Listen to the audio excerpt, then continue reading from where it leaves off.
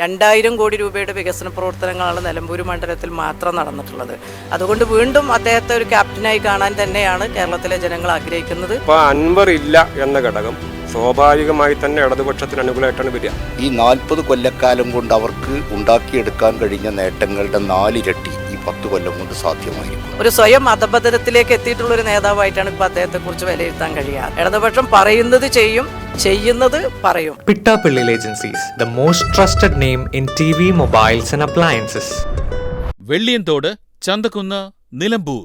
കേരളത്തിൽ ഒരു തുടർ ഭരണം ആഗ്രഹിക്കുന്ന ഇടതുപക്ഷ സർക്കാർ ഈ തെരഞ്ഞെടുപ്പിനെ അഭിമുഖീകരിക്കുന്നത് അത്രയേറെ നിർണായകമായാണ്. ഓരോ സീറ്റും അത് കാരണം നിർണായകം തന്നെയാണ്. അവിടെയൊക്കെ വിജയിക്കുക എന്നൊരു വലിയ ഒരു ധാരണയുടെ ഭാഗമായി തന്നെയാണ് പ്രവർത്തനങ്ങൾ ഏകോപിപ്പിക്കുന്നത്. അതിൻ്റെ ഭാഗമായി തന്നെ നിലമ്പൂരിലും വളരെ ക്രിയാത്മകമായ പ്രവർത്തനങ്ങൾ ആസൂത്രണം ചെയ്തുകൊണ്ടുള്ള പ്രവർത്തനങ്ങളാണ് ഇടതുപക്ഷം നടത്തിക്കൊണ്ടിരിക്കുന്നത്. സംസ്ഥാന രാഷ്ട്രീയത്തിൻ്റെയും നിലമ്പൂരിലെയും ഒക്കെ തെരഞ്ഞെടുപ്പിൻ്റെ ചൂടും അതിൻ്റെ വിശേഷങ്ങളും ഒക്കെ പങ്കുവച്ചുകൊണ്ടാണ് നേതാക്കൾ നമ്മളോടൊപ്പം ചേരുന്നത്. സംസ്ഥാന സമിതി അംഗം PK സൈനബ തന്നെ നമ്മളോടൊപ്പം ചേരുന്നുണ്ട്. ഒപ്പം CPM-ൻ്റെ ജില്ലാ കമ്മിറ്റി അംഗങ്ങളുണ്ട്. നമ്മുടെ നിലമ്പൂർ ഏരിയ കമ്മിറ്റിയുടെ ഭാരവാഹികളൊക്കെ ഇപ്പോൾ നമ്മളോടൊപ്പം ചേരുകയാണ്. PK സൈനബ, ഞാൻ നേരത്തെ പറഞ്ഞതുപോലെ ഒരു തുടർ ഭരണം ലഭിക്കുവാൻ ഓരോ സീറ്റും ഈ തെരഞ്ഞെടുപ്പിൽ വിജയിക്കുക എന്നത് നിർണായകമായൊരു സാഹചര്യത്തിലാണ് ഇടതുപക്ഷം ഈ തെരഞ്ഞെടുപ്പിനെ നേരിടുന്നത്. എങ്ങനെയൊക്കെയാണ് സംസ്ഥാന തലത്തിലുള്ളൊരു പ്രതീക്ഷകൾ? ഇടതുപക്ഷ ജനാധിപത്യ മുന്നണി ഗവൺമെൻറ് ജനങ്ങൾക്ക് വേണ്ടി ചെയ്തിട്ടുള്ള ജനോപകാരപ്രദമായ നടപടികളെ വിലയിരുത്തുന്ന ഒരു തെരഞ്ഞെടുപ്പാണിത്. ആനുകൂല്യങ്ങൾ ലഭിച്ചിട്ടുള്ള 1.25 കോടിയോളം വരുന്ന നേരിട്ട് സാമ്പത്തിക ആനുകൂല്യങ്ങൾ ലഭിച്ചിട്ടുള്ള ആളുകൾ ഇപ്പോൾ വോട്ട് ചെയ്യാൻ വേണ്ടി പോവുകയാണ്. അവർ കാണുന്നത് ഈ ഗവൺമെൻറ് തുടർന്നിട്ടില്ലെങ്കിൽ തങ്ങൾക്ക് ഇതുവരെ ലഭിച്ചുകൊണ്ടിരിക്കുന്ന ആനുകൂല്യങ്ങൾ നഷ്ടപ്പെടും എന്നുള്ള ആശങ്ക അവർക്കുള്ളത് കൊണ്ട് തന്നെ അവർ ഇടതുപക്ഷത്തിന് അനുകൂലമായിട്ട് മാത്രമേ അവർക്ക് വോട്ട് ചെയ്യാൻ സാധിക്കുള്ളൂ. 2000 കോടി രൂപയുടെ വികസന പ്രവർത്തനങ്ങളാണ് നിലമ്പൂർ മണ്ഡലത്തിൽ മാത്രം നടന്നിട്ടുള്ളത്. ഇത് ഓരോ മണ്ഡലത്തിലും നമ്മൾ കണ്ണോടിച്ചാൽ കാണാൻ കഴിയും. പിണറായി മുഖ്യമന്ത്രി സ്ഥാനത്തേക്ക് ഉയർത്തിക്കാട്ടിക്കൊണ്ട് തന്നെയാണ് ഇടതുപക്ഷം വരുന്നത്. കാരണം മൂന്നാമതും അദ്ദേഹത്തിന് മാനദണ്ഡങ്ങൾ ഉണ്ടെങ്കിൽ പോലും മത്സരിക്കുവാൻ ഒരു സാഹചര്യം ഒരുക്കുക വഴി വീണ്ടും പിണറായി വിജയൻ തന്നെ മുഖ്യമന്ത്രി ആകുന്ന ഒരു സാഹചര്യത്തിലേക്ക് ഉയർത്തുമ്പോൾ ജനങ്ങൾക്ക് നേരത്തെ ഉണ്ടായിരുന്ന ഏതെങ്കിലും രീതിയിലുണ്ടായിരുന്ന ഒരു വിരുദ്ധ വികാരം ഇപ്പോൾ മാറി. എന്താണ് പശ്ചാത്തല സാഹചര്യം ഇപ്പോൾ താഴെത്തട്ടിലേക്ക് പ്രവർത്തനങ്ങൾ വരുമ്പോൾ മനസ്സിലാകുന്നത്?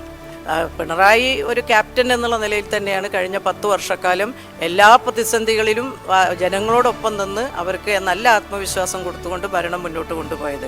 അതുകൊണ്ട് വീണ്ടും അദ്ദേഹത്തെ ഒരു ക്യാപ്റ്റനായി കാണാൻ തന്നെയാണ് കേരളത്തിലെ ജനങ്ങൾ ആഗ്രഹിക്കുന്നത്. അത് തീർച്ചയായിട്ടും അങ്ങനെ തന്നെയായിരിക്കും സംഭവിക്കുക. ഈ പത്മാക്ഷൻ ജില്ലാ കമ്മിറ്റി ഭാരവാഹി കൂടിയാണ്. നിലമ്പൂരിൽ എങ്ങനെയാണ് ഇപ്പോൾ പ്രവർത്തനങ്ങൾ? എന്തൊക്കെ പ്രതീക്ഷകളാണ് പങ്കുവയ്ക്കാനുള്ളത്? ഇപ്പോൾ ഇടതുപക്ഷവും UDF-ഉം തമ്മിൽ നേരിട്ട് ഏറ്റുമുട്ടുകയാണ്. അപ്പോൾ അൻവർ ഇല്ല എന്ന ഘടകം സ്വാഭാവികമായി തന്നെ ഇടതുപക്ഷത്തിന് അനുകൂലമായിട്ടാണ് വരിക. അതിൻ്റെ പുറമെയാണ് ഇപ്പോൾ ഇവിടെ വിശദീകരിച്ച പോലെ ഇടതുപക്ഷ ജനാധിപത്യ മുന്നണി ഗവൺമെൻറ്റിൻ്റെ നേട്ടങ്ങൾ അതൊരാൾക്കും വിസ്മരിക്കാനാവില്ല, നിഷേധിക്കാനാവില്ല. ഈ നിലമ്പൂരിലടക്കം ഇപ്പോൾ നേരത്തെ പറഞ്ഞ തദ്ദേശ തെരഞ്ഞെടുപ്പിൽ ഉണ്ടായിരുന്ന പഞ്ചായത്തുകൾ പോലും നഷ്ടപ്പെടുന്നൊരു സാഹചര്യമുണ്ടായി. ഉപതെരഞ്ഞെടുപ്പിൻ്റെ സാഹചര്യത്തിൽ ആ പഞ്ചായത്തുകളുടെ ഒരു ഭരണ പിന്തുണയെങ്കിലും ഉണ്ടായിരുന്നു. പക്ഷേ ആ സാഹചര്യം പോലും ഇല്ലാതെ എങ്ങനെ നിലമ്പൂരിലേക്ക് ഒരു മുന്നേറ്റം നടത്താനാകുമെന്നാണ് വിലയിരുത്തുന്നത്? അല്ല, തദ്ദേശ തെരഞ്ഞെടുപ്പ് നമ്മൾ കൃത്യമായി നേരത്തെ പരിശോധിച്ച് വിലയിരുത്തി പറഞ്ഞതാണ്. അതിൻ്റെ ഘടകം എന്താ? UDF-ഉം മാധ്യമങ്ങളും എല്ലാവരും കൂടി അന്ന് ചെയ്തൊരു കാര്യം രാഷ്ട്രീയത്തിനും വികസനത്തിനും പുറമെ അതിന് പകരം ഒരു മതാത്മകമായ അന്തരീക്ഷം ഉണ്ടാക്കുക.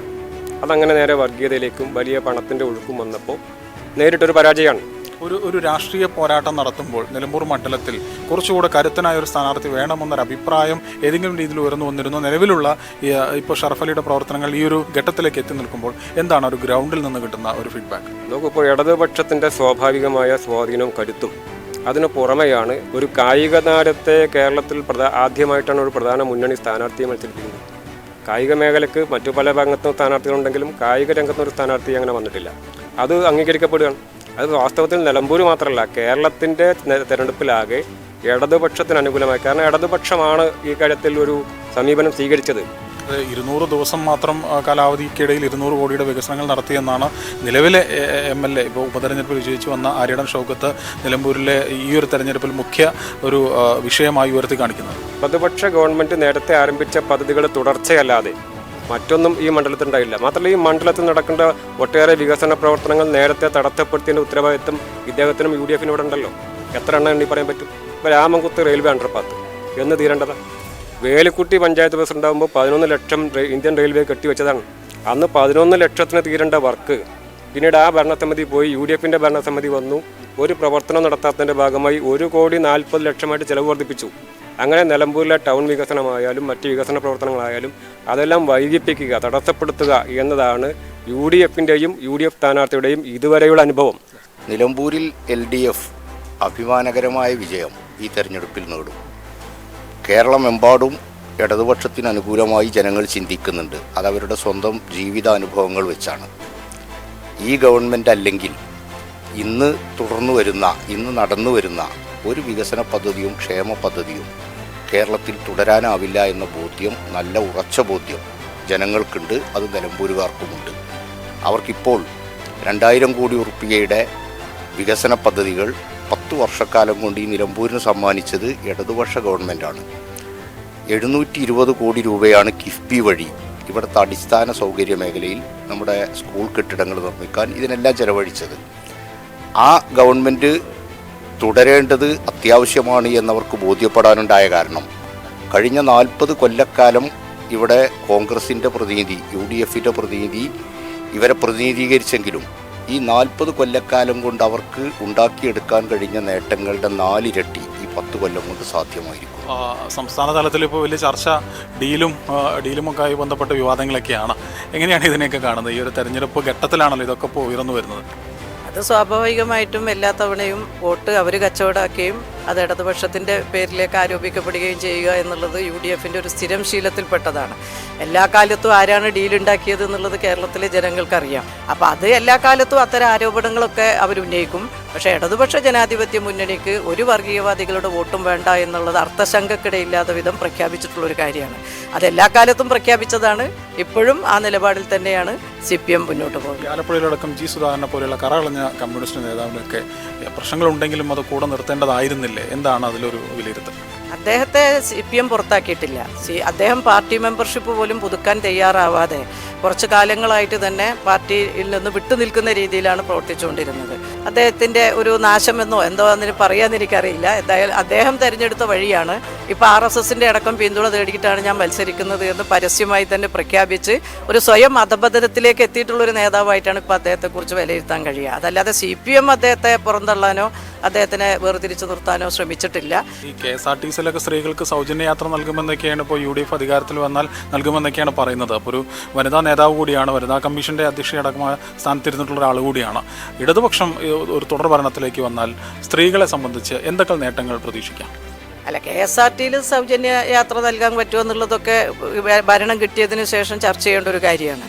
അതല്ലാതെ അത് പെട്ടെന്ന് നടപ്പാക്കാൻ കഴിയാത്ത പ്രഖ്യാപനങ്ങൾ ഒരു കാലത്തും ഇടതുപക്ഷം നടത്താറില്ല. ഇടതുപക്ഷം പറയുന്നത് ചെയ്യും, ചെയ്യുന്നത് പറയും. അതാണ് ഞങ്ങളുടെ ഒരു ശൈലി.